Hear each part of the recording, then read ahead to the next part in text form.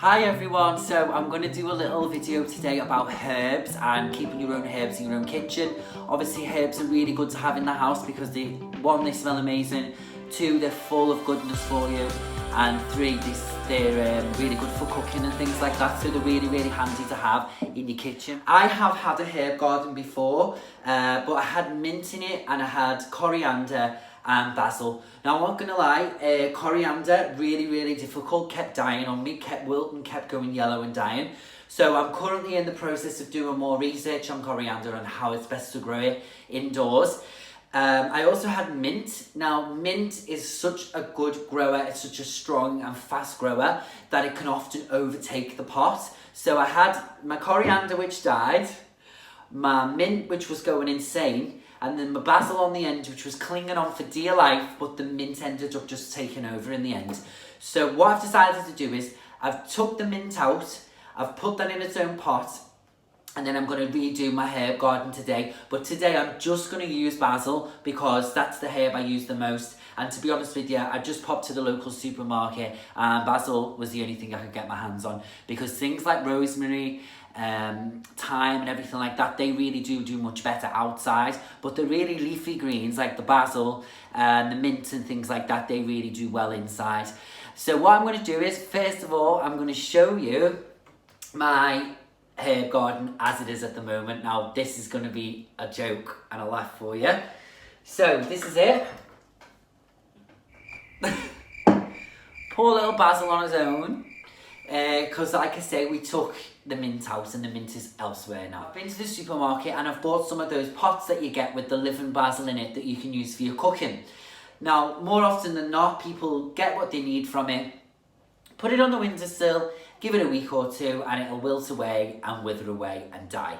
So you can create a little area for it that you can pop them in, and with the right care it should flourish into an amazing little garden of herbs. And like I say, today we're working with just basil. So first things first, I'm going to get rid of what's in here at the moment, which is just leftover soil and this little basil that's clinging on for dear life. Bless him. This is actually an outdoor pot, so I'm going to show you how to make it houseproof by plugging up those holes. Okay, so first things first, what I'm going to do is I'm going to take out what is currently in this pot and just throw it away because it's just not doing very well. Actually, I'm going to keep this little basil because it's got a good little system of roots on, and now the mint's going to think it might do. Okay, so I'm just going to put him to one side. You can see his roots there. So I'm going to get rid of all of this soil. So I've got the bin here, handy. Just like that. Get rid of all that. Do you know what, my bin man must wonder what the hell is going on with my bins because they're always full of soil, because it must weigh a ton. So now we've got the pot empty, apart from a few little bits of soil. So what I'm going to do is, first of all, I'm going to line this with some plastic. So I've just got this little bit of plastic that came with a delivery in it. So it's just clear plastic, but it's just about the right size to line this pot. So what I'm going to do is, this is a double layer of plastic as well, which is really handy. So what I'm going to do is, I'm going to pop it into the pot like so, push it down, so I can bring it as high up the sides as possible. Before I cut the excess off, I'm going to put some compost in just to weigh it down and let it sit.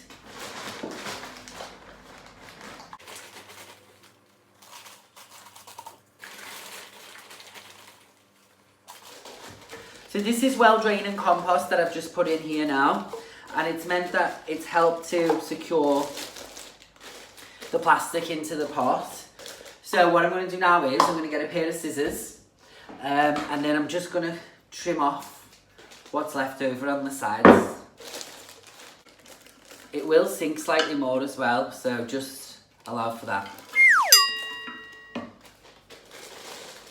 So basil. Basil is an amazing herb. Obviously it's used in all types of cooking. It's really rich in vitamin A vitamin B. No, sorry, I've written it down. I've got a cue cards. Vitamin A, vitamin C, and vitamin K. And it's also got copper, calcium, and magnesium as well. So it's got really loads and loads of health benefits as well, using fresh basil as well. Because you can buy the ready cut stuff, but it just doesn't stay nice, does it? So why not have your own growing?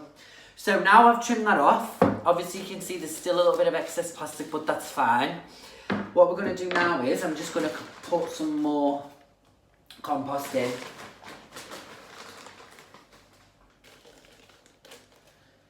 Another thing that they say when you're caring for basil, or when you're using it in your cooking, is you should never cut basil with metal, because it can oxidize the plant, which will mean that point where the metal came into contact with the plant will go brown, and will be quite unsightly, and most likely another leaf won't grow there. So they say the best way to harvest your basil is actually to just rip it off with your hands. Just rip it off. So I've filled that up now about halfway, as you can see. This is soil with good drainage in it, because basil likes to be watered, and it likes to be wet in order for it to really give all its loads of moisture to those big luscious leaves. But it doesn't like to be waterlogged because it doesn't tolerate overwatering very well. So pop the soil in. Now move on to the plants. So I got these. These are just supermarket basils. Got them from Aldi. 45p each.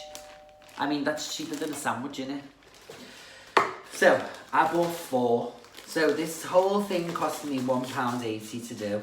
I already had the pot, so that was lucky. But I mean, you can get a pot like this in a garden centre for so cheap. So get all these out of their little cellophane wrappers, and let me just have a look. So the pots can be recycled, but sadly this film is not widely recycled, which is pretty bad, Al, because that's just a complete waste. Why didn't you put paper around it, you know what I mean? But anyway, that's the one. So get all these off the pot.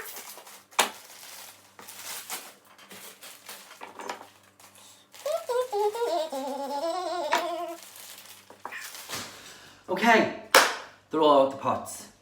Smells amazing, love them. Right, so you can see I bought 4 here. So these 4 are really, really, really, really full. Now, did you know when they pot these plants for the supermarket, what they actually do is they put multiple seeds in each pot, in the hope that obviously some of them will grow. So you may find that there's actually seeds inside them that may germinate next year. The ideal time for potting basil seeds is January through to April, in the springtime. But obviously these plants are already established, so they should be okay. So what I'm going to do now is I'm going to remove them from their pots. So as you can see, they've got really strong root systems, but the leaves and the stems are quite soft, which means they've grown quite quickly.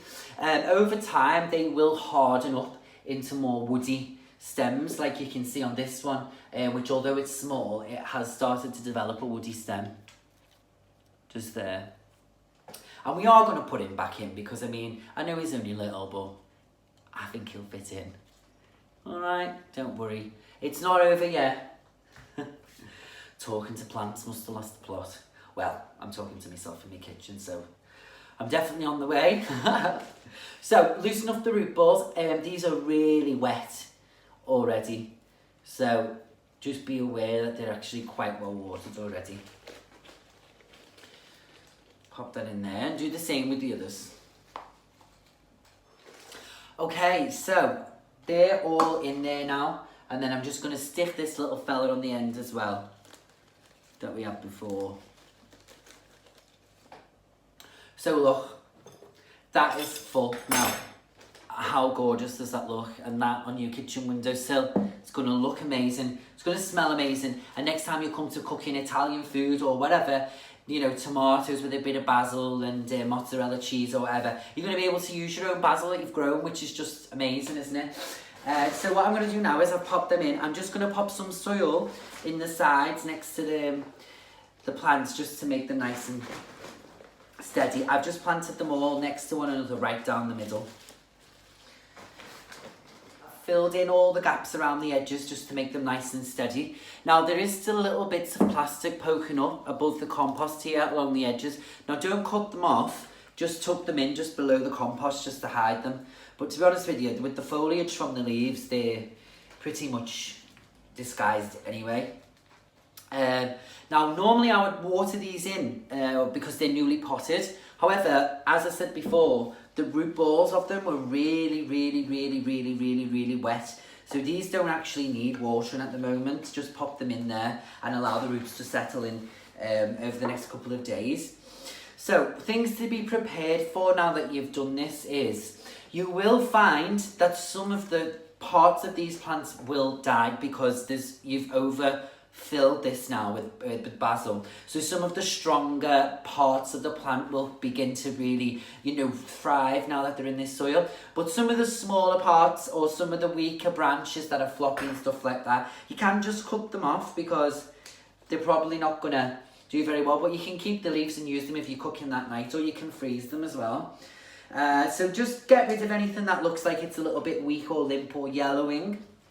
Now, caring for this basil is quite easy. What you need to do is, like I say, make sure it's well watered because it needs the water in order to really grow those big leaves. And they also say it's important to pluck the juvenile leaves, so the smaller leaves, because if you pluck the younger leaves, then it encourages more leaf growth, and so therefore you'll end up with a bigger plant.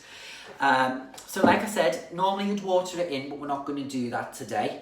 You can use herb feed as well, things like tomato feeds and stuff like that, but I wouldn't use general plant feed because you are going to be eating it if you are using it in your cooking. So I always just use water, and like tomato feed is really good for it as well, obviously because that's designed to grow vegetables really. So that's it. So that's your new herb garden. So that looks amazing, doesn't it? So what we're going to do is we're going to pop this on the windowsill, make sure it's getting plenty of light, and we can use it for cooking for a long time really. So that's basil for you. Like I said, we're going to do one on coriander, but I need to do more research on it. These little pots, by the way, make sure that you're... These little pots, by the way, I always keep them because I use them for other things, but if you are going to throw them away, please make sure you recycle of them properly. Alright then, see you later.